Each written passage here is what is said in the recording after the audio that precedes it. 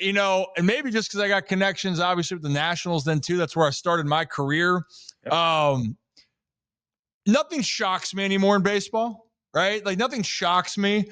But I gotta say, I was a little surprised with the timing of Rizzo and Dave Martinez. I know contracts and picking up options was something being talked about. But to you, were you a little surprised of the timing? Because we are less than a week until the MLB draft here, and the Nats have the number one overall pick. I think, to your point, a lot of the sport, including myself, was surprised on the timing. Maybe not with Dave Martinez, because we saw it here locally with obviously with Brandon Hyde, but we saw it with Derek Shelton in Pittsburgh, but Black in Colorado. So managers are always on kind of thin ice. But here, everyone knew that the Nats were on a rebuild. Was it going like they had hoped this year? No, absolutely not.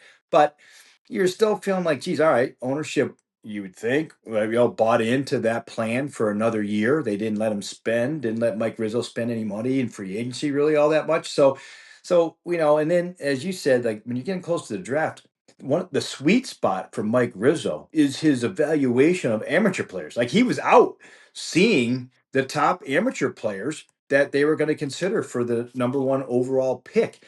And so, I'm sure they got his list in. He's given his opinion and what have you. But that just seems odd to me. And it kind of, so I don't want to sit there and be too negative towards ownership, but it clearly showed that they didn't know and recognize the importance of the position, especially at this time of the year, leading into the trade deadline, too. Yeah, I mean that's a double whammy, right? And I know that they still have people in place, right? Um, and I know for the Nationals, I mean, look, we know this, Jim. When you lose, losing causes problems. Losing leads to decisions, Right. and it costs people jobs. I mean, heck, come to Baltimore. Brandon Hyde lost his job. Was Brandon Hyde the sole reason for why the Orioles were struggling?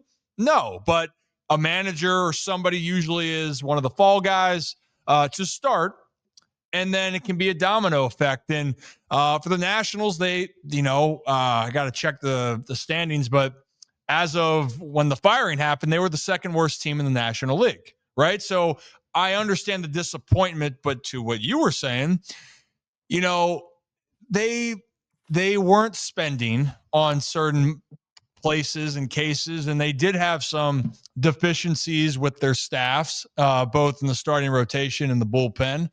Um, One thing that Mike Rizzo, whoever comes in next, has an absolute superstar in James Wood, Yeah. Mackenzie Gore, All Star, C.J. Abrams, All Star, and some other people in that deal that are going to make an impact for this team. So it's a really desirable spot. Well, I'll ask you real quickly to close that part out. You know, do you think then is Ethan Holliday a guy that the Nats should seriously consider with that first pick, or do you think that they go more arm because that is a need that they want to have? So it's always a difficult decision when it's not clear. Like Strasburg and Harper, those were obvious picks back in the day when Mike chose those two guys and they had the number Yeah. one overall pick, right? So this one is not as clear. I think it's clear. I think Ethan Holiday is the best player in the draft, but it's close. Like if you want a top quick to the big leagues college pitcher like a Kate Anderson or Jamie Arnold, like I could see you going in that route. I think what's interesting in that is if you take the GM out of the equation, he might have a feeling like, hey, listen, I need to win next year in 2026. So I want the college pitcher that's quick to the big leagues, even though Ethan Holiday will get to the big leagues fast. It may take him an extra year or two to get to the big leagues over the college pitcher, let's say. So he might influence it a little bit if he was there. They took him right out of the equation. So now it's up to Danny Haas to make that call. The best decision for the long term for the Nationals, I think, is Ethan Holiday. I think it's clear.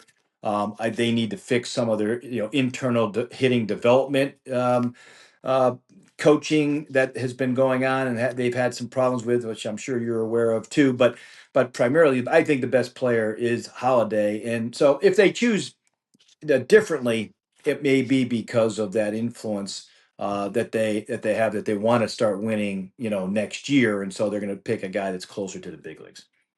Oh yeah, I mean, and that's always a dilemma, right? But if you're looking at the makeup, it surely does help that Matt Holliday turned out pretty damn good for his career. Jackson, the makeup of him and moving forward. And last time I had you on here, we are looking at the trade deadline the year before and saying if you believe in the kid, which you should, you hold on to him because he's so young. And here he was, had a chance to be an all-star in his first full season because he was called up and down last year.